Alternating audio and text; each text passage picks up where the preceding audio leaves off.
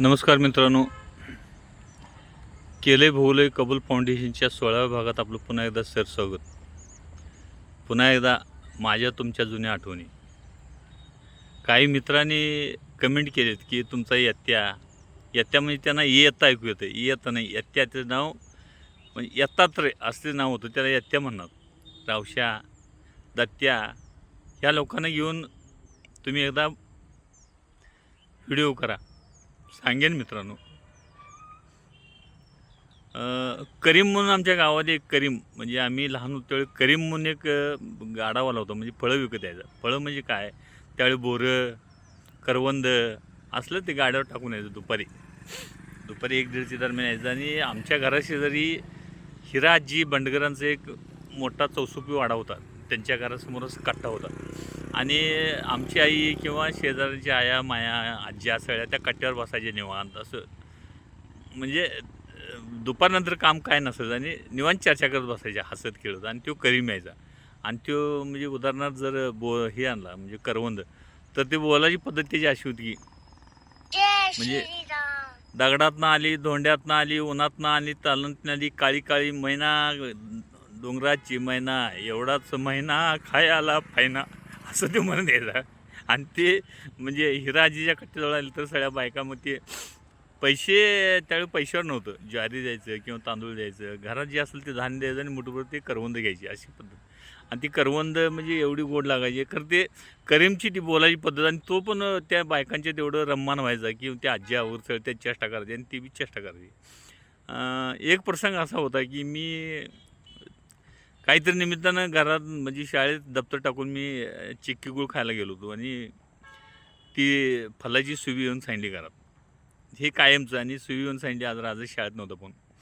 आणि आल्यानंतर वडिलांनी मला एवढं बदललं आणि मला भीती घालण्यासाठी घरानंच बाहेर जा म्हटले, दप्तर काढून घेतले आणि घरनं बाहेर पडायचं म्हटले. मग त्यावेळी चौथीला म्हणजे माझं वय किती, साधारण 11-12 वर्षाचं असेल.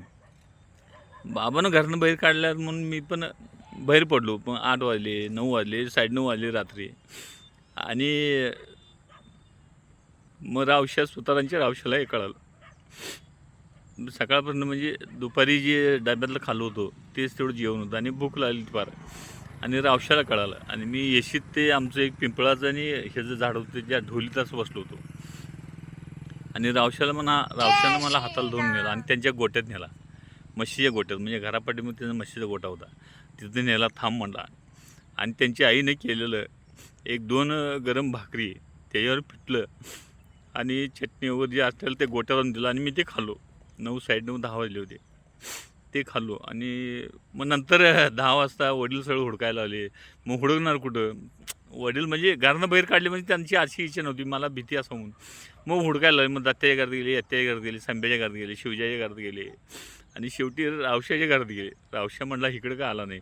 मग रावशाला दरडावले, कुठं आहे सांग, खरं सांग. मग त्याला आमच्या वडिलांना हाताला धरून गोट्यात घेऊन आला आणि मी गोट्यात ती भाकरी खात होतो. आणि वडिलांना बी म्हणजे रडू आवरलं नाही. त्यांनी मला चल म्हणले, लय छान आहे, घरात नेले. त्यानंतर असा प्रसंग आला की 1-2-3 वर्षे गेली आणि आमच्या भाऊ-बहिणीत काय झालं मला माहीत नव्हतं. पण घरातलं म्हणजे गावातलं घर विकायचं आणि माळातल्या शेतातला राहायला जायचं असं ठरलं. आणि सगळा व्यवहार झाला. आम्ही लहान वेळ त्यावेळी मग 4थीला असताना राहायला आम्ही शेतातल्या घरात गेलो.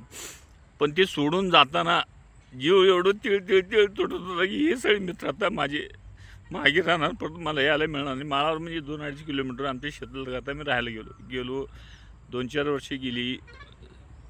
आणि एक वेळ प्रसंग असा आला की काय झालं होतं मला माहीत नव्हतं, पण रावशा आत्महत्या केला. मी एवढा दाय मोकरून रडलो, काय प्रसंग आला होता मला माहीत नाही. आणि त्याच्यानंतर त्याची एक बहीण होती, बाप्या म्हणायची तिला. ती मुंबईला होती. ती यत्त्या काय सुधारणा होत नाही म्हणून शिकायला मुंबईला नेली. आणि 6 महिन्यात यत्त्याही काहीतरी त्याला आजार झाला आणि यत्त्याही या जगातून निघून गेला. ही मित्र ती मला चटणी भाकरी त्याच्या गोट्यात नेऊन चटणी भाकरी खायला दिला. ती आठवण, ती रावशा, यत्त्या ह्या जगात नाही आहेत. आता दत्ते आहे, पण तो कर्नाटकात कुठंतरी बेडकाळमध्ये मुलाबाळांना घेऊन कायचं काम करून जगतोय. मी त्याला फोन करतोय. एक वेळ आला होता, 6 महिन्यापूर्वी आला होता, पण त्यानंतर आता फोन लागत नाही. मी आता स्वतःच जाणार आहे. बेडक्याळ कुठं आहे ते शोधत त्याला जाणार आणि परत आणणार आहे. पण ह्या ती जुन्या आठवणी आहेत.